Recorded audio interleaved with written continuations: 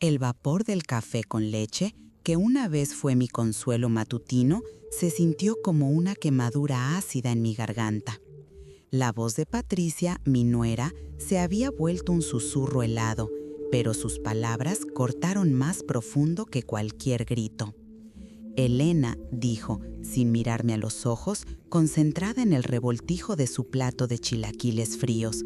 Si vas a seguir viviendo bajo este techo, lave mi loza o váyase.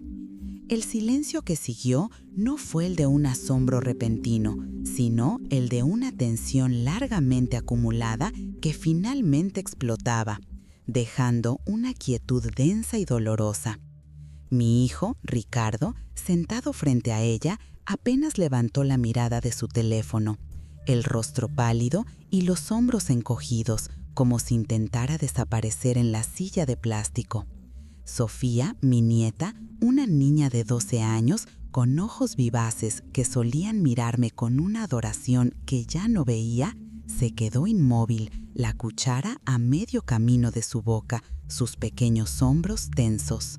El tiempo pareció estirarse, pesado, cargado con el peso de 6 meses de convivencia forzada que habían desgastado cada pizca de paciencia y respeto.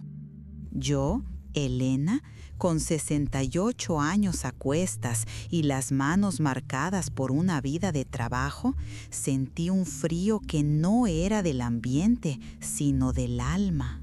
Durante meses había intentado ser útil, invisible, agradecida. Había cocinado los platillos que a Ricardo tanto le gustaban de su infancia. Había remendado la ropa de Sofía. Había regado las pocas macetas de geranios en el diminuto patio. Pero cada acción era recibida con una mirada de reojo de Patricia, un suspiro disimulado, una corrección sutil sobre cómo yo no sabía hacer las cosas a su manera. Nunca había sido una madre fácil, lo reconozco. Siempre quise lo mejor para Ricardo, tal vez demasiado controladora, demasiado crítica con sus novias. Y sí, también con Patricia cuando llegó a nuestras vidas hace 20 años. Yo creía que era por su bien, que era mi deber guiarlo. Patricia siempre me pareció un poco demasiado libre, demasiado moderna con sus ideas y su forma de hablar. Ahora, al recordarlo, me doy cuenta de que mi crítica era, en realidad, miedo. Miedo a perder a mi hijo, miedo a no ser relevante, miedo a que la felicidad de él no fuera la que yo había imaginado para él. Esa rigidez mía, ese juicio silencioso que siempre flotó en el aire entre nosotras, había sembrado la semilla de este resentimiento que hoy brotaba, fuerte y venenoso. El año anterior, la muerte de mi esposo, Miguel, había sido como un terremoto en mi vida. Miguel, mi ancla, mi compañero durante más de 40 años, se fue de repente. Y con él se fueron también las certezas.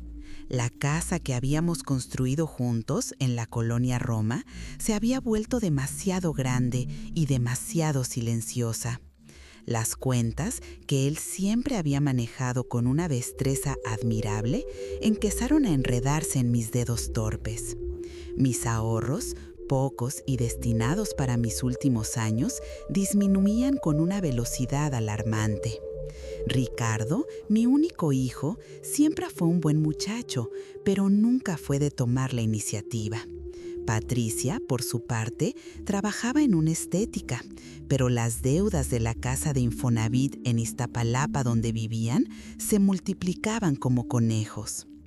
Cuando Ricardo sugirió, con esa voz suave que yo conocía tan bien que ocultaba su propia ansiedad, que me fuera a vivir con ellos temporalmente, sentí un alivio mezclado con una punzada de vergüenza. Yo, Elena, que siempre había sido dueña de mi casa, de mi destino, ¿terminaría siendo una carga? Pero la necesidad apremiaba y mi corazón de madre se aferraba a la idea de la familia unida. «Mija», le había dicho a Patricia ese día, intentando sonar lo más amable posible, «iré por un tiempo, solo hasta que organice mis cosas y vea qué hago con la casa de Roma. Sabes que me gusta ser independiente. Patricia me había sonreído, un poco tensa. Claro, suegra, esta es su casa. Pero ambos sabíamos que no lo era. Su casa era pequeña, apenas un departamento de 2 recámaras, una cocina minúscula y una sala que hacía las veces de comedor. Yo dormía en un sofá-cama en la sala, plegándolo cada mañana para dar espacio. Mi privacidad reducida a la maleta de ropa y mis recuerdos. Me sentía como un fantasma en su propia vida. Mi presencia era una sombra que alargaba la incomodidad, que recordaba a Patricia su propia lucha por sobrevivir en una ciudad que devoraba aspiraciones. Mi sola existencia era un recordatorio constante de que mi hijo estaba dividido, que había promesas no cumplidas, quizá incluso expectativas que yo, sin querer, había puesto sobre él y Patricia desde que se casaron. El plato de chilaquiles de Patricia era el que ella me había enseñado a hacer con la receta de su abuela. Irónico, ¿no?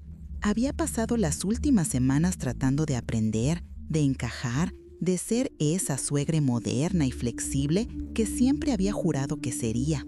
Pero en mi alma, la vieja Elena, la que siempre creyó tener la razón, seguía asomando. Mi mirada se posó en Sofía, la pequeña que ahora era una señorita, observando la escena con una sabiduría que me dolía. Ella había sido mi única conexión real en esa casa. Juntas habíamos visto novelas en la tarde, habíamos cocinado pan dulce en la cocineta, susurraba secretos que me recordaban a mi propia infancia. Ahora, incluso ella parecía distante, cautelosa. El aire vibraba con la expectativa de mi respuesta. Mi garganta estaba seca, pero no de miedo. Era una sequedad de la furia contenida, de la dignidad que se negaba a doblegarse. Los últimos meses habían sido un calvario de humillaciones pequeñas, de comentarios pasivo-agresivos sobre mi lentitud, mi falta de dinero, mis antiguos hábitos. Había intentado ignorarlos, tragar el sapo, como decía mi abuela, pero esta vez el plato estaba lleno y desbordaba. Miré a Patricia, sus ojos fijos en el plato, su cabello rubio teñido cayendo sobre su cara. Luego a Ricardo, mi hijo, que parecía empequeñecerse en su asiento, incapaz de defender a ninguna de las dos. «Patricia». Mi voz salió más fuerte de lo que esperaba y no tembló. «No lavaré tu loza». La cabeza de ella se levantó de golpe, los ojos grandes y asombrados. Ricardo soltó un imperceptible jadeo. Y no porque me parezca un trabajo indigno, porque ningún trabajo lo es, sino porque esta no es mi casa y yo no soy tu empleada. Tomé un respiro profundo, el aire se sentía más ligero de pronto. Así que, si esa es tu condición para que yo me quede, entonces me iré. Me levanté de la mesa, la silla raspando el suelo con un chillido que pareció romper el hechizo del silencio. Me iré hoy mismo. La mesa de la cocina, testigo mudo de tantos desayunos y cenas, se convirtió en el escenario de mi declaración de independencia. La sorpresa en los rostros de Patricia y Ricardo fue palpable. Estaban paralizados. No lo esperaban. Esperaban una queja, una lágrima, una sumisión. Pero no esto, no esta resolución inquebrantable que, debo admitir, también me sorprendía a mí misma. Mis rodillas temblaron un poco, pero mi espalda se mantuvo recta. Sentía los ojos de Sofía sobre mí, y en esa mirada, por un instante, creí ver no solo asombro, sino también una chispa de respeto, quizá de admiración. Esa chispa me dio la fuerza para seguir adelante, para no dudar. No sabía a dónde iría, cómo sobreviviría, pero sabía que no podía seguir viviendo de esa manera, asfixiada por el desprecio, consumida por la vergüenza y el miedo. Había llegado el momento de enfrentar mi propio destino, por muy incierto que fuera. El café con leche ya estaba frío, pero el fuego en mi interior, ese fuego de la dignidad recuperada, apenas comenzaba a arder. Me dirigí a la pequeña sala que había sido mi dormitorio temporal, mi corazón latiendo con una mezcla de miedo y una extraña euforia. Cada paso resonaba en el silencio tenso de la casa. Sofía, que había sido la primera en reaccionar, se levantó de la mesa y me siguió, sus pequeños pies descalzos sobre el frío piso de mosaico. «Abuela», susurró, su voz apenas un hilo. «No, no te vayas». Sus ojos, grandes y llenos de lágrimas, me partieron el alma.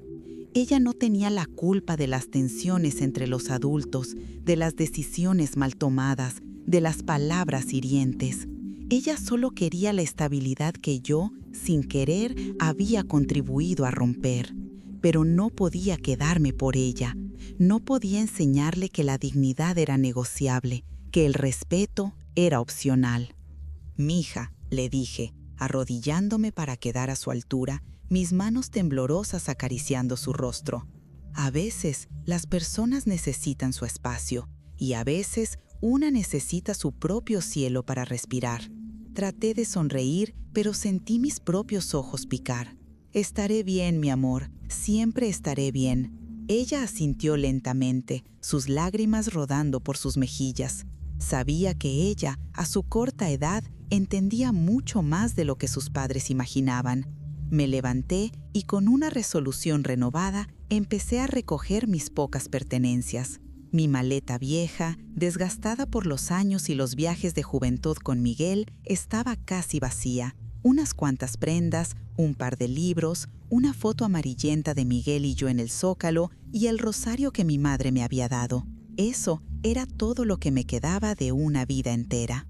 Ricardo finalmente se movió. Apareció en el umbral de la sala, su rostro un mapa de conflicto. «Mamá», dijo, su voz ronca, «no seas así. Sabes que Patricia no lo dijo en serio». Pero sus palabras sonaron huecas, una débil defensa que él mismo no creía. Su mirada evasiva, su incapacidad de mantener contacto visual conmigo, me confirmó lo que ya sabía. Él estaba tan atrapado como yo en esa situación, pero carecía de la fuerza para romper las cadenas. Él había sido un buen hijo en su juventud, siempre atento, siempre preocupado, pero la vida, con sus exigencias y sus deudas, lo había transformado en un hombre ausente, un espectador pasivo de su propia vida y de la mía. Mi maternidad, a veces demasiado asfixiante, quizá había contribuido a esa pasividad. Había decidido por él demasiadas veces, había resuelto sus problemas, le había pavimentado el camino. Y ahora cosechaba lo que había sembrado, un hombre que no sabía cómo interceder, cómo liderar, cómo proteger. «Ricardo», le respondí, sin dejar de doblar mi suéter más viejo, «tu esposa ha sido muy clara, y yo también lo soy». Me volví hacia él, mis ojos encontrando los suyos por primera vez esa mañana. «No puedo vivir donde no se me respeta. No puedo. No le hagas esto a Sofía, pidiéndome que me quede en un lugar donde claramente no soy bienvenida. Sería una hipocresía que ella no merece ver». Suspiró, pasándose una mano por el cabello ralo. «Pero, ¿a dónde vas a ir, mamá? No tienes dinero. La casa de la Roma aún no se vende». La casa de la Roma era un tema doloroso. Mi casa, nuestro hogar, había estado en el mercado por meses, pero los precios habían bajado, la burocracia era interminable y la oferta que habíamos recibido era risible. Estaba atrapada en una telaraña legal, una herencia que se negaba a liberarme. «No lo sé, hijo», admití, mi voz ahora un poco más suave, despojada de su anterior firmeza, pero no de su determinación. «Pero encontraré un lugar, siempre lo he hecho, y tú sabes que tengo las manos para trabajar». Ricardo negó con la cabeza, su desesperación era palpable. «Mamá, ¿trabajar? ¿A tu edad? Es una locura». Su preocupación era genuina, lo sabía, pero también era una preocupación teñida de su propia vergüenza, de su incapacidad de proveerme el refugio que yo, en teoría, merecía. En ese momento, Patricia se acercó a la puerta de la sala, su rostro ahora no de ira, sino de una mezcla de desconcierto y una tristeza que, por un instante, me pareció sincera. «Elena», dijo, su voz ya no helada sino quebradiza, «no tienes que irte. Yo lo siento. Fue un momento de frustración. Pero sus ojos no me miraron directamente. El perdón que ofrecía era a medias, una ofrenda para calmar las aguas, no para curar la herida. Yo la conocía bien, conocía sus miedos, sus frustraciones, sus sueños rotos. Recordaba cuando Ricardo y ella se casaron, cómo ella soñaba con abrir su propia estética, con tener una casa grande y llena de risas. Pero la vida en la Ciudad de México había sido dura con ellos.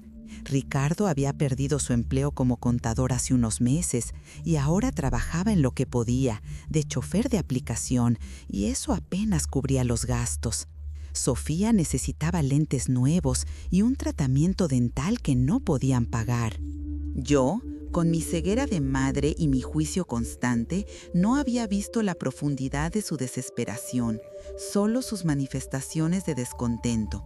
Había sido una suegra difícil, lo admito.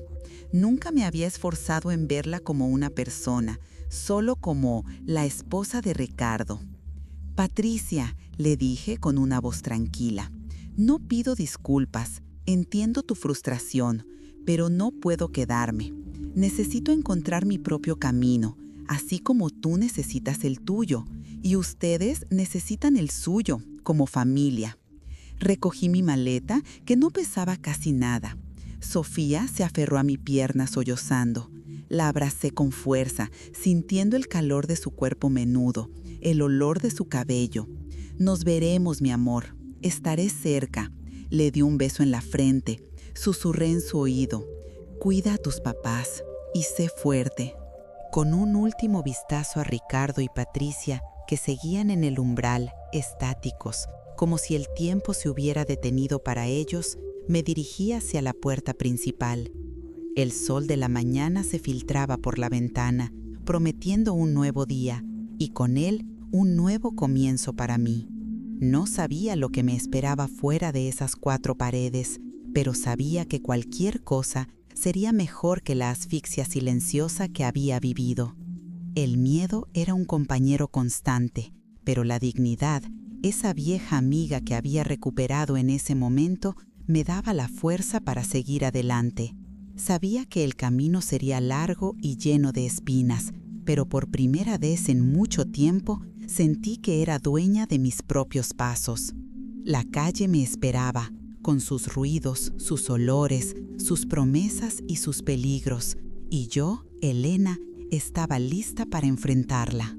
Si esta historia ya te ha conmovido, suscríbete al canal y deja tu like para no perderte ninguna de nuestras historias. La calle empedrada de Iztapalapa, con sus puestos de tacos humeantes y el pregón de los vendedores ambulantes, nunca me había parecido tan solitaria. El sol de la mañana ya caía a plomo, calentando las láminas de los techos y el asfalto. Mi maleta, ligera como una pluma, no ofrecía consuelo. Cada paso que daba, alejándome de la casa de mi hijo, de mi nieta, resonaba en mi corazón como un tambor de guerra. La furia y la indignidad de la mañana se habían transformado en un nudo apretado de miedo en el estómago. ¿A dónde iría una mujer de 68 años, con pocos ahorros y sin un techo propio? La pregunta martillaba en mi cabeza, una melodía constante de ansiedad. Recordaba a mi madre, que siempre decía: mientras tengas la cabeza en su lugar y las manos para trabajar, nunca te faltará un plato en la mesa. Pero ahora, mis manos, aunque fuertes, sentían el peso de los años, y mi cabeza, aunque lúcida, estaba abrumada por la incertidumbre. La pregunta martillaba en mi cabeza, una melodía constante de ansiedad. Recordaba a mi madre, que siempre decía: mientras tengas la cabeza en su lugar y las manos para trabajar, nunca te faltará un plato en la mesa. Pero ahora, mis manos, aunque fuertes, sentían el peso de los años, y mi cabeza, aunque lúcida, estaba abrumada por la incertidumbre. Mis primeros pasos me llevaron al mercado más cercano, un laberinto de colores y aromas. Necesitaba un lugar donde pensar, donde mi presencia no fuera una carga. Me senté en un banco desgastado, observando el ir y venir de la gente. Familias comprando verduras frescas, jóvenes riendo, ancianas regateando con los carniceros. Cada rostro era una historia, cada vida una lucha. Me sentí parte de una vasta multitud anónima y a la vez terriblemente sola. Mis ojos se llenaron de lágrimas, pero me esforcé por contenerlas. No era el momento para el sentimentalismo, era el momento para la acción, para la supervivencia. Mi orgullo me había sacado de esa casa y ahora ese mismo orgullo me obligaba a encontrar una solución. Saqué mi teléfono, un modelo antiguo que Ricardo me había regalado. Tenía pocos contactos. La mayoría de mis amigas de la juventud se habían mudado o, tristemente, habían fallecido. La soledad se cernía sobre mí como una manta pesada. Recordé que mi amiga Clara, con quien había trabajado en la fábrica de textiles hace décadas, vivía en la colonia Doctores. Clara, siempre tan amable, tan dispuesta a escuchar. Dudé por un momento. ¿Era justo cargarla con mis problemas? Siempre fui orgullosa y pedir ayuda no era fácil para mí, pero la desesperación me empujaba. Le marqué. El teléfono sonó varias veces antes de que una voz cansada y un poco ronca contestara. «Clara, soy Elena», dije, mi voz sonando extraña a mis propios oídos. Clara, después de una breve pausa de asombro, me invitó a su casa. El viaje en transporte público fue largo, cruzando la vastedad de la ciudad. Los autobuses ruidosos, el metro lleno de gente, el calor agobiante. Cada transbordo era una prueba para mis rodillas, pero cada parada era un paso hacia una posible solución. Al llegar a la vecindad de Clara, en una calle bulliciosa cerca del eje central, sentí un ligero alivio. La vecindad era un edificio antiguo con un patio central, ropa tendida al sol y el olor a comida casera flotando en el aire. Era un contraste con la moderna, aunque apretada, casa de mi hijo. Aquí, la vida se desplegaba en comunidad, en un compartir constante de espacios y experiencias. Clara, una mujer robusta, con el cabello canoso y una sonrisa cálida, me recibió con un abrazo que me dejó sin aliento. «Elena, Dios mío, ¿cuánto tiempo? Pasa, mija, pasa». Su pequeño departamento estaba lleno de recuerdos, de plantas en macetas y de un aroma a café recién hecho. Nos sentamos en su modesto sofá. Le conté mi historia, omitiendo por supuesto mis propias faltas en el trato con Patricia. Me presenté como una víctima de la ingratitud de mi nuera, una viuda desamparada. Clara me escuchó con paciencia, sus ojos llenos de compasión. «Ay, Elena, mija, qué barbaridad. Pero no te preocupes, aquí tienes tu casa. Podemos ponerte un colchón en la salita. No es mucho, pero es un techo». Su generosidad me conmovió hasta las lágrimas. Sin embargo, en su mirada vi también un dejo de preocupación, una sombra. Clara no era rica, era una jubilada con una pensión modesta que vivía al día. Compartir su pequeño espacio y sus escasos recursos sería una carga para ella, por mucho que lo negara. Yo sabía eso. No podía abusar de su bondad. Mi orgullo, que me había sacado de la casa de Ricardo, me recordaba que no podía convertirme en una carga para Clara. Mi plan era usar su casa como un refugio temporal, un punto de partida para encontrar mi propio camino. Pero la idea de tener que buscar una vivienda económica en esta vasta ciudad me parecía una tarea abrumadora. Las rentas eran caras y mi presupuesto irrisorio.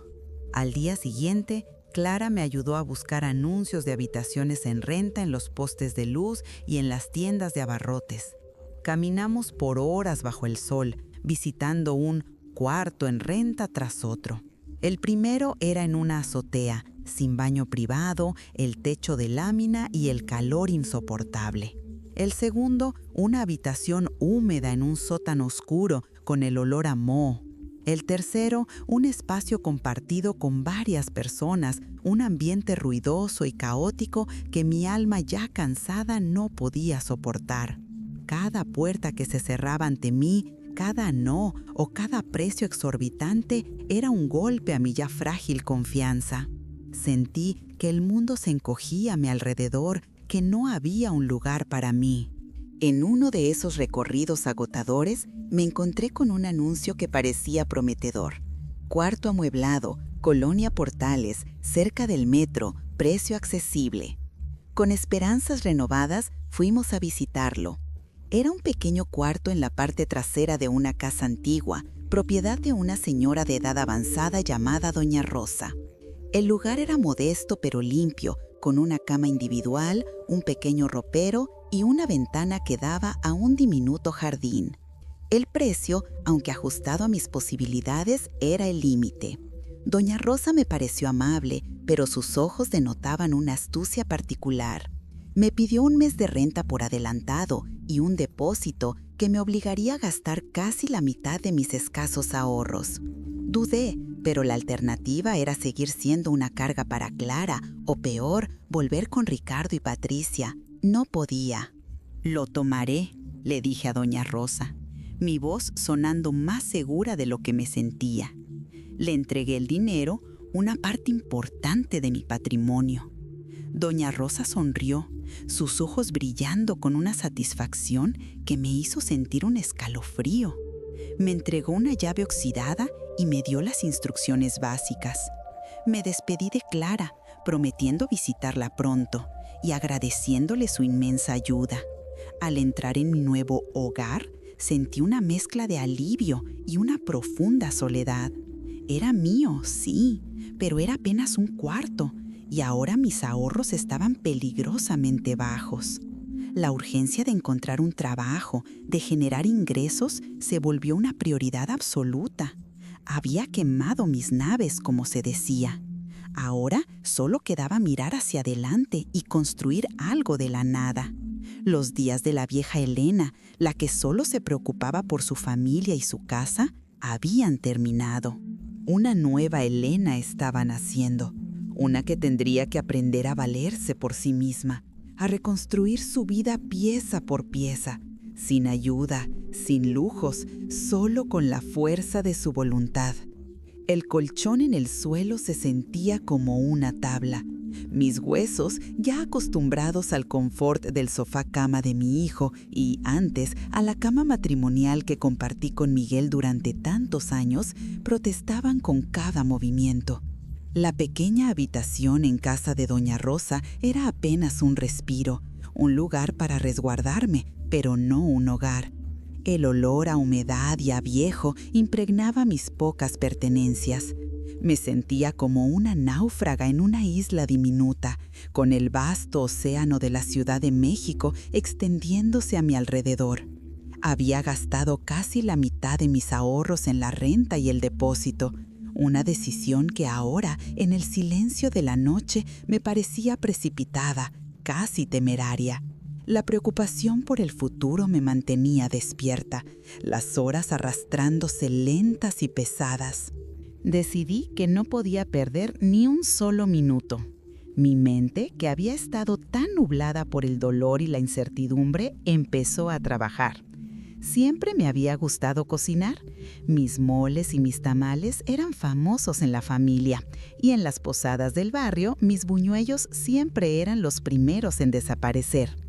Había heredado las recetas de mi abuela, secretos de sabor que se transmitían de generación en generación. Tal vez ese era el camino: cocinar y vender. Empezar por algo pequeño, algo que no requiriera una gran inversión. A la mañana siguiente me levanté antes del amanecer. Doña Rosa, mi casera, me había advertido que el uso de la cocina era limitado y que debía ser cuidadosa. Su cocina, con sus viejos azulejos y su estufa de gas que a veces fallaba, se sentía ajena. Pero la necesidad me impulsó. Compré unos pocos ingredientes en la tiendita de la esquina con lo que me quedaba: masa de maíz, carne de puerco, chiles y especias. Decidí empezar con algo sencillo, tamales. Los tamales de hoja de maíz, envueltos con el cariño y la sazón de la tradición. Pasé horas en la cocina, mis manos expertas amasando la masa, preparando el relleno, envolviendo cada tamal con un cuidado que me transportaba a tiempos más felices. El aroma del maíz y los chiles cocinándose llenó la pequeña cocina, trayendo un efímero consuelo. Había hecho una docena de tamales, los acomodé cuidadosamente en una canasta cubierta con un mantel limpio. Era mi primera incursión en el mundo del comercio, mi primera popota de valerme por mí misma. Con mi canasta al brazo, me dirigí al tianguis más cercano, en la avenida Plutarco Elías Calles. Era un hervidero de gente, un caos organizado de puestos que ofrecían de todo: ropa, frutas, juguetes, utensilios de cocina. Mi corazón latía con fuerza, una mezcla de esperanza y terror. Nunca en mi vida había tenido que vender algo en la calle. Mi esposo, Miguel, siempre había sido el proveedor, el que se encargaba de las finanzas. Yo, la ama de casa, la cuidadora. Ahora, esos roles se habían invertido. Encontré un pequeño hueco entre un puesto de ropa interior y otro de aguas frescas. Extendí mi mantel, coloqué mis tamales con cuidado y esperé. La gente pasaba, algunos miraban, otros ni siquiera me veían. El tiempo transcurría lento, cada minuto una eternidad. Mi garganta se secó de tanto esperar y tragar saliva. La canasta de tamales, que al principio me parecía una promesa, ahora parecía un monumento a mi ingenuidad. Los tamales se enfriaban y con ellos mis esperanzas. Una señora mayor, con un rebozo que le cubría el cabello, se detuvo frente a mí. Me miró con curiosidad. «¿De qué son sus tamales, mija?», me preguntó, su voz amable. «De puerco en salsa verde, señora», respondí, intentando sonar segura, pero mis manos temblaban un poco. «Hechos en casa, con receta de la abuela». La señora tomó uno, lo desenvolvió y le dio un pequeño mordisco. Su rostro se iluminó. «¡Ay, qué ricos! Como los que hacía mi mamá». Compró dos, y ese pequeño gesto, esas pocas monedas, me parecieron el mayor tesoro del mundo. Pero a pesar de ese primer éxito, la mañana siguió siendo lenta. Los clientes eran pocos y esporádicos. Los tamales no se vendían tan rápido como esperaba. Al mediodía, el sol estaba en su punto más alto y el calor se volvía insoportable. Los tamales que quedaban se veían menos apetitosos. El desánimo comenzó a apoderarse de mí.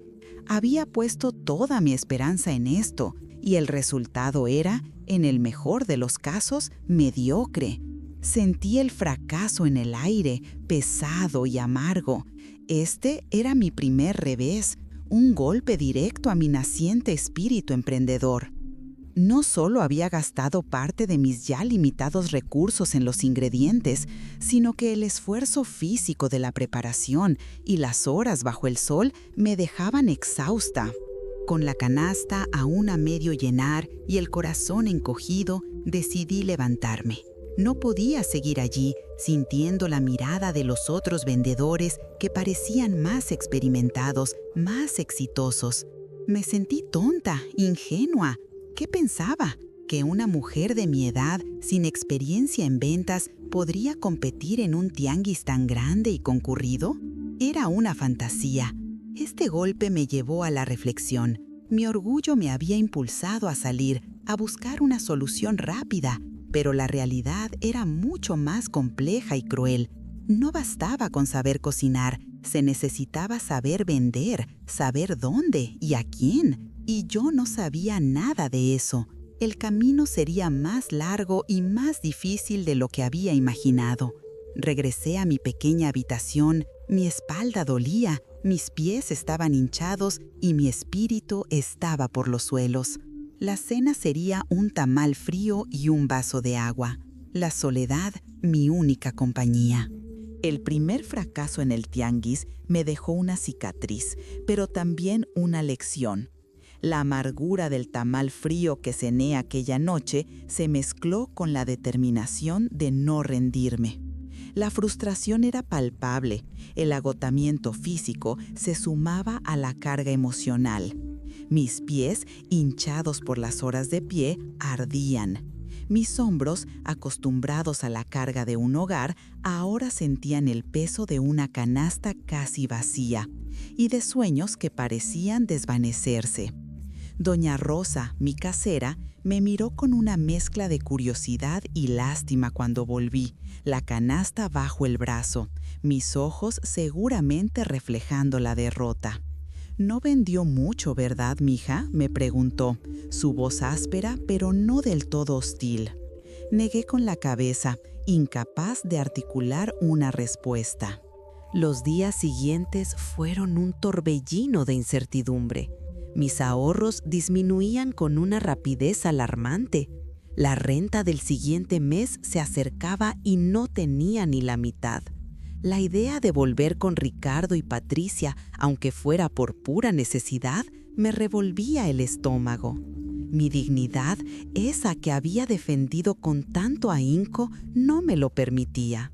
Pasaba las mañanas buscando en los periódicos viejos y en los postes de luz trabajos de limpieza, de niñera, cualquier cosa. Pero mi edad era un impedimento. Nadie quería contratar a una mujer de casi 70 años para trabajos que requerían energía y resistencia. Los se busca siempre terminaban con la frase implícita de gente joven. Fue entonces cuando la burocracia, ese monstruo invisible que devora el tiempo y la esperanza, se hizo presente. Recordé que mi difunto esposo Miguel tenía un pequeño seguro de vida, algo que habíamos olvidado en el torbellino de la pena. Fui a la aseguradora con los papeles que pude encontrar. La fila era interminable, el calor sofocante y el personal tan impersonal como la propia institución. Me pidieron documentos que no tenía, copias certificadas que requerían más trámites y más dinero. Me enviaron de una ventanilla a otra, de una oficina a otra, en un laberinto sin salida. Horas, días, semanas. Cada visita era un nuevo obstáculo, una nueva exigencia, una nueva frustración. Necesita el acta de defunción certificada, necesita la identificación original, necesita un comprobante de domicilio a su nombre. Este formulario no es el correcto. Me sentía como una pelota de ping-pong rebotando de un lado a otro sin avanzar un solo centímetro. La esperanza de ese dinero, que podría darme un respiro, se desvanecía lentamente. Un día, mientras esperaba en una de esas interminables filas, una señora mayor a mi lado me vio con los papeles en la mano y mi expresión de desesperación. «Ay, mija», me dijo, su voz suave, «se nota que no le sabe a esto de los trámites, es un martirio». Me contó que ella misma había pasado por algo similar con la pensión de su esposo. Me habló de la Defensoría Pública, de los servicios legales gratuitos que ofrecían para personas de bajos recursos. «Ellos le pueden ayudar con los papeles a que no la mareen tanto», me aconsejó. Era una luz en la oscuridad, una posibilidad que no había considerado. Decidí seguir su consejo. A la mañana siguiente me dirigí a la Defensoría Pública. Otro edificio enorme, otra fila, pero esta vez sentí una chispa de esperanza. La abogada que me atendió, una joven morena con lentes y una mirada seria pero compasiva, escuchó mi historia con atención. No me juzgó, no me apuró. «Doña Elena, vamos a ver qué podemos hacer», me dijo, su voz profesional y tranquilizadora. Me explicó que el proceso sería lento, que la justicia en México era así, pero que me ayudarían a reunir los documentos y a presentar la solicitud. Sería un proceso largo, pero al menos había un camino. Este era mi segundo revés, la constatación de que no podía hacerlo sola, de que el sistema era un gigante que requería ayuda externa. Mientras tanto, la situación económica era insostenible. Los tamales no eran suficientes. Recordé lo que Sofía me había dicho una vez. Abuela, nadie hace el mole como tú. Mi mole poblano, con sus 25 ingredientes y su sabor profundo y complejo, era mi obra maestra culinaria. Pero hacer mole era una inversión de tiempo y dinero, y yo no tenía ninguno de los dos en abundancia. Sin embargo, no tenía otra opción. Tenía que arriesgarme. Con los pocos pesos que me quedaban, compré los ingredientes más básicos para una pequeña tanda de mole: chiles, chocolate de mesa, especias. Doña Rosa, al verme preparar todo en su cocina, me observaba con una curiosidad más intensa. Un día, mientras estaba tostando los chiles, ella se acercó. «¡Huevos, Elena!», me dijo. «Eso huele a mole de verdad. ¿Por qué no lo vende aquí en la vecindad? Hay mucha gente trabajadora que no tiene tiempo de cocinar». Su sugerencia me sorprendió. Nunca se me había ocurrido vender en la propia vecindad. Era un público cautivo, gente que me vería cada día, que podría probar mi comida sin arriesgarse demasiado. «¿Cree que les guste, doña Rosa?», le pregunté, un poco insegura. «Mi hija, si sabe tan rico como huele, no hay quien se resista», me respondió con una sonrisa. Al día siguiente hice una tanda de mole. Lo empaqué en pequeños recipientes de plástico. Doña Rosa me prestó una mesita plegable y una silla. Con nerviosismo la coloqué en el pasillo de la vecindad, al lado de su propia puerta. Anuncié mi mole con una voz suave, casi inaudible. Los vecinos, algunos curiosos, otros indiferentes, pasaban por mi lado. Mi primera cliente fue la señora Guadalupe, una costurera que vivía en el segundo piso. «A ver, Elena, ¿qué nos trae?», me preguntó, su rostro cansado por las horas de trabajo. Le di una pequeña prueba. Sus ojos se abrieron con asombro. «¡Ay, Elena! Esto es una delicia. Dame 2 porciones». Su entusiasmo fue contagioso. Poco a poco, los vecinos empezaron a acercarse. La señora de la tienda de abarrotes, el joven que trabajaba en la vulcanizadora, la mamá de los niños que jugaban en el patio. El mole se fue vendiendo, no a la velocidad de la luz, pero de forma constante. Esa tarde, al contar el dinero, sentí un calorcito en el pecho que no era del sol. Había ganado lo suficiente para reponer los ingredientes y tener un pequeño excedente. No era mucho, pero era mío. Era el fruto de mi trabajo, de mi esfuerzo, de mi dignidad. Este pequeño éxito, después de los reveses iniciales, me dio una fuerza renovada. El camino era largo, la burocracia del seguro de vida seguía su curso lento, pero ahora tenía un propósito, una forma de valerme por mí misma. Y la semilla de la comunidad, esa que doña Rosa me había ayudado a sembrar, empezaba a germinar. La soledad no se había ido del todo, pero ahora estaba acompañada por la satisfacción del trabajo bien hecho y la promesa de un futuro, por pequeño que fuera, que yo misma estaba construyendo. Los días se convirtieron en semanas y las semanas en meses. Mi pequeño negocio de mole y tamales en la vecindad de doña Rosa empezó a florecer. No era un éxito arrollador, de esos que se ven en la televisión, sino un crecimiento lento, orgánico, alimentado por el boca a boca de los vecinos y mi propia constancia. Cada mañana me levantaba con el sol, mi cuerpo adolorido pero mi espíritu resuelto. La cocina de doña Rosa, que al principio me parecía ajena, ahora se sentía como un segundo hogar. El aroma a chiles tostados, a chocolate y especias se convirtió en la banda sonora de mi nueva vida. Aprendí a calcular las cantidades, a optimizar mis compras en el mercado local para que cada peso rindiera al máximo. Mi clientela crecía, lentamente pero de forma constante. La señora Guadalupe pedía mole cada semana, el señor de la vulcanizadora tamales para el almuerzo y la joven pareja del primer piso atole de guayaba para sus hijos. Doña Rosa, mi casera, se había convertido en una especie de socia y confidente. Ella, con su sabiduría de años, me daba consejos sobre los precios, sobre qué días eran mejores para vender qué platillos. Sus comentarios, al principio un poco ásperos, ahora tenían un tono de afecto. «Elena, mija, el mole de hoy te quedó un poquito más picoso», me decía con una sonrisa. «O deberías hacer unas quesadillas de flor de calabaza el fin de semana. A la gente le encanta». Compartíamos el café de la mañana en el patio, hablando de la vida, de los vecinos, de las novelas de la tarde. En ella encontré una amistad inesperada, un apoyo que no había anticipado.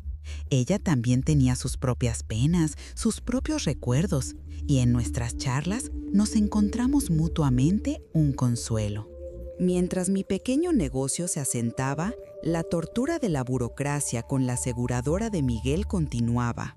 La abogada de la Defensoría Pública, la licenciada Sofía Mendoza, se estaba volviendo una figura recurrente en mi vida. Era una mujer joven, sí, pero con una tenacidad admirable. Cada vez que me sentía frustrada por la lentitud del proceso, por los nuevos documentos que me pedían, por las citas que se cancelaban, ella me recordaba: «Doña Elena, la paciencia es una virtud, especialmente cuando se trata de la justicia». Ella me explicaba los vericuetos legales, me ayudaba a llenar formularios, a presentar recursos. El seguro de vida de Miguel no era una fortuna, lo sabíamos, pero representaba una suma que podía cambiar mi situación, darme una base más sólida, un respiro real. Era el dinero que Miguel y yo habíamos ahorrado para nuestros años dorados, y yo, por derecho, debía recibirlo. Un día, mientras estaba en el tianguis comprando chiles para mi mole, vi a Ricardo. Estaba empujando un diablito con cajas de verduras, su rostro cansado y demacrado.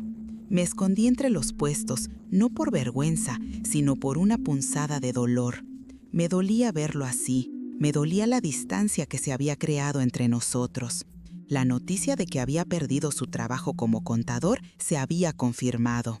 Ahora trabajaba de lo que podía, de cargador en el mercado, de chofer de aplicación por las noches. La situación de ellos, supe por Clara que seguía en contacto con una vecina común, era cada vez más precaria. Las deudas se acumulaban. Sofía, mi nieta, había empezado a usar lentes. Supe que había tenido que suspender sus clases de baile, que tanto amaba, porque no podían pagar la mensualidad. La información me llegó a través de una vecina que, sin saber de mi conflicto con Patricia, me contó con pena la situación. Esa noticia me golpeó más fuerte de lo que había imaginado. El orgullo de mi independencia se mezcló con una profunda tristeza y preocupación. Por Sofía, mi pequeña, que estaba pagando las consecuencias de las decisiones y los problemas de los adultos. Y por Ricardo, mi hijo, que a pesar de todo era mi sangre, mi carne. La imagen de él empujando ese diablito, su figura encorvada, me persiguió por días. Me sentí culpable. ¿Habría sido mi rigidez como madre una de las razones de su pasividad? ¿Mi juicio constante sobre Patricia la causa de que él no pudiera defenderla ni a ella ni a mí? ¿Había sido demasiado controladora? Sí, siempre con la idea de que sabía lo que era mejor para él, para su vida. Y ahora veía las consecuencias de mis propias fallas. La relación con Patricia se había deteriorado por mis prejuicios, por mi incapacidad de verla como una mujer con sus propias aspiraciones y luchas. Yo, en mi torre de cristal de madre perfecta, no había logrado ser la suegra que Patricia necesitaba, una aliada, no una crítica. Ahora, esas reflexiones me pesaban en el alma. La independencia que tanto había buscado y que ahora empezaba a construir se sentía incompleta, agridulce. El dinero de Miguel en la aseguradora seguía siendo una esperanza lejana, pero el dinero que yo ganaba con mi mole me daba una independencia, una base que paradójicamente me hacía pensar más en los que había dejado atrás. La comunidad de la vecindad me había acogido, me había dado un lugar, pero la comunidad de mi familia, Esa que había roto con mis palabras y mis silencios seguía fragmentada, y la imagen de mi nieta, con sus lentes y sin su baile, me hacía preguntarme si mi orgullo no estaba costando demasiado caro. Un día, mientras me encontraba preparando una olla grande de mole, lista para la venta, doña Rosa se acercó a la cocina con una expresión grave. «Elena, mija», me dijo, su voz inusualmente suave. «Acabo de hablar con la señora Lucha, la vecina que vive cerca de tu hijo. Me contó algo que te va a preocupar». Mi corazón dio un vuelco. Sabía que se trataba de Ricardo y Patricia. Me lavé las manos, la masa del maíz aún pegada a mis dedos, y me senté, temiendo lo peor. «Es Sofía, mija, la niña». Doña Rosa tomó mi mano, sus ojos fijos en los míos. «Dicen que está muy enferma, tiene una infección en los riñones, y como no tienen seguro ni dinero para el doctor particular, la llevaron al Hospital General y está muy grave». La noticia me golpeó como un rayo. Sofía, mi Sofía, esa niña risueña, con sus ojos curiosos, sus secretos compartidos, su amor por el baile, enferma, grave. Las palabras de doña Rosa se repetían en mi cabeza, cada una más dolorosa que la anterior. Las manos me temblaron. Dejé caer la cuchara con la que estaba moviendo el mole, haciendo un ruido sordo en la cocina. Sentí un vacío en el estómago, una punzada de culpa que me atravesó hasta los huesos. Mi nieta, mi propia sangre, estaba sufriendo, y yo, en mi obstinación, en mi orgullo herido, me había alejado. ¿Qué clase de abuela era yo? Recordé las veces que había criticado a Patricia por su supuesta falta de atención a Sofía, por sus métodos de crianza que no eran como los míos. Mi juicio, mi constante comparación. Ahora, Patricia debía estar desesperada, enfrentando la enfermedad de su hija sin dinero, sin apoyo. Y yo, que la había alejado con mi actitud, era la única que quizás podría ayudar de alguna manera. Me levanté de golpe, mi mente girando a 1000 por hora. Tengo que ir, tengo que verla. No importaba el conflicto con Patricia, no importaba mi orgullo herido. Lo único que importaba era Sofía. Doña Rosa, viendo mi angustia, me detuvo suavemente. «Cálmate, mija. Primero piensa, ¿a dónde vas a ir? ¿Qué vas a hacer?». Tenía razón. No podía simplemente aparecer en el hospital sin un plan. La licenciada Mendoza, la abogada de la Defensoría Pública, era mi única esperanza. Quizás ella podría ayudarme a navegar el sistema hospitalario, a encontrar alguna ayuda social. Me dirigí a su oficina, con el corazón en la mano, dejando el mole a medio hacer. La licenciada Mendoza, al escuchar mi relato, asintió con seriedad. «Doña Elena, la situación de la salud en este país es complicada, pero podemos intentar acceder a los servicios de trabajo social del hospital. Ellos a veces tienen fondos de emergencia o pueden orientarla sobre cómo acceder a programas». Juntas nos dirigimos al Hospital General, un edificio enorme y bullicioso, lleno de gente desesperada y rostros cansados. El olor a desinfectante y a sufrimiento impregnaba el aire. La licenciada Mendoza, usando su credencial de la Defensoría, logró que nos atendieran. La trabajadora social, una mujer de mirada amable pero agobiada, escuchó mi historia con compasión. Confirmó la gravedad de Sofía, la necesidad de medicamentos caros y posiblemente de una cirugía. La situación de Ricardo y Patricia era crítica. No tenían seguro médico y los pocos ahorros que les quedaban se habían ido en las primeras consultas y exámenes. En ese momento vi a Ricardo. Estaba sentado en una silla de plástico en la sala de espera, la cabeza entre las manos, su figura encorvada. Parecía haber envejecido 10 años en unas pocas semanas. Me acerqué a él, mi corazón apretado. «Ricardo», le dije, mi voz apenas un susurro. Él levantó la cabeza, sus ojos enrojecidos y llenos de lágrimas. Al verme, su rostro mostró una mezcla de sorpresa, alivio y vergüenza. «Mamá», dijo, y luego me abrazó con una fuerza que no recordaba. Era el abrazo de un hijo desesperado, el abrazo de un hombre que había tocado fondo. «Sofía, está muy grave, mamá», sollozó. «No sé qué vamos a hacer, no tenemos dinero para nada». Las lágrimas rodaban por sus mejillas, mojando mi hombro. Mi propio corazón se estrujó. Patricia apareció en ese momento, sus ojos también hinchados y rojos. Al verme, su expresión fue de asombro y luego de una profunda tristeza. «Elena», dijo, su voz apenas audible. «No sé qué hacer, mi niña». Se le quebró la voz. Se veía demacrada, agotada, su cabello desalineado, su ropa arrugada. Ya no era la mujer altiva que me había dicho que lavara su loza. Era una madre herida, una mujer desesperada. En ese instante, todas las viejas rencillas, todos los juicios y los resentimientos se disolvieron en el aire. Solo quedó la preocupación compartida por Sofía. «Patricia», le dije, tomándole la mano, «aquí estoy, no estás sola, vamos a encontrar una solución». La mano de Patricia, al principio tensa, se relajó un poco bajo la mía.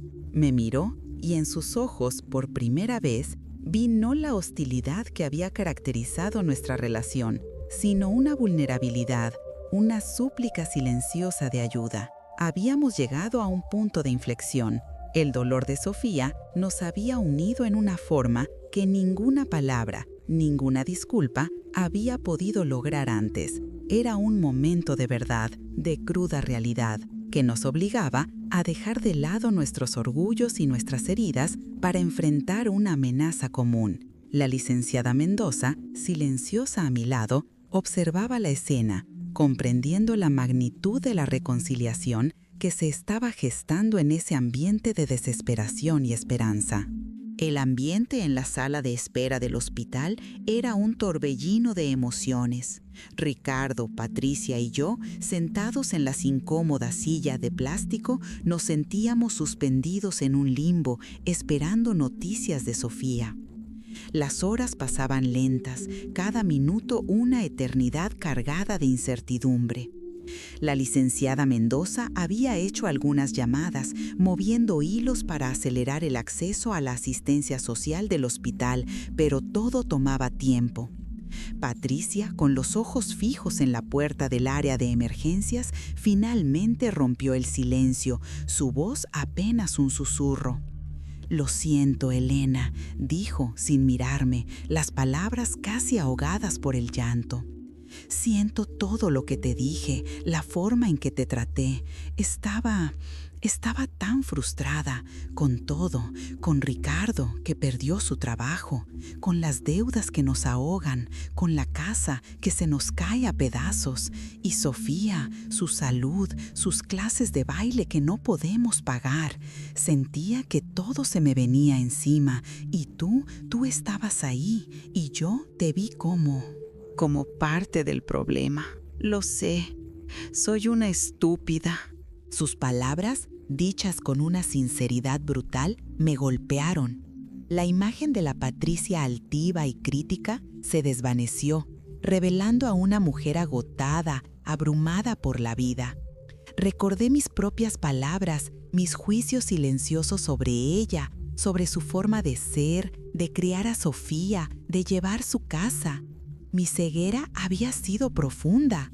Yo la había empujado a ese resentimiento con mi constante comparación, con mi sutil crítica, con mi incapacidad de verla como una igual, como la mujer que amaba a mi hijo y que luchaba por su familia. «Patricia», le dije, tomando su mano, esta vez con más firmeza, «yo también lo siento. Mi orgullo me cegó. Quise que las cosas fueran a mi manera, siempre. Fui una madre muy controladora con Ricardo y luego una suegra entrometida contigo. No te di el espacio, el respeto que merecías. Pensé que sabía lo que era mejor para todos y en lugar de ayudar, solo creé más distancia. Siento haberte hecho sentir que eras parte de un problema. La verdad es que nunca quise ver tu lucha, solo mis propias expectativas. Ricardo, que había estado observando la escena con los ojos vidriosos, finalmente habló, su voz quebrada. Mamá, Patricia, los dos tuvimos la culpa. Yo fui un cobarde, no supe defender a ninguna de las dos. Me quedé callado. ¿Por qué? Porque tenía miedo. Miedo de empeorar las cosas, miedo de perderlas a las dos. Me siento inútil, un fracaso. No puedo proteger a mi familia. Ver a mi hijo, el hombre que yo había intentado criar con tanta firmeza, desmoronarse así, me partió el alma. Él no era el niño mimado que yo recordaba, sino un hombre acorralado por las circunstancias, incapaz de encontrar una salida. Y yo, con mi constante intervención en su vida, quizá le había robado la oportunidad de desarrollar esa fuerza, esa resiliencia. En ese momento de vulnerabilidad compartida, el rencor que nos había mantenido separados se disolvió. No era un momento de felicidad, sino de una profunda y dolorosa comprensión mutua.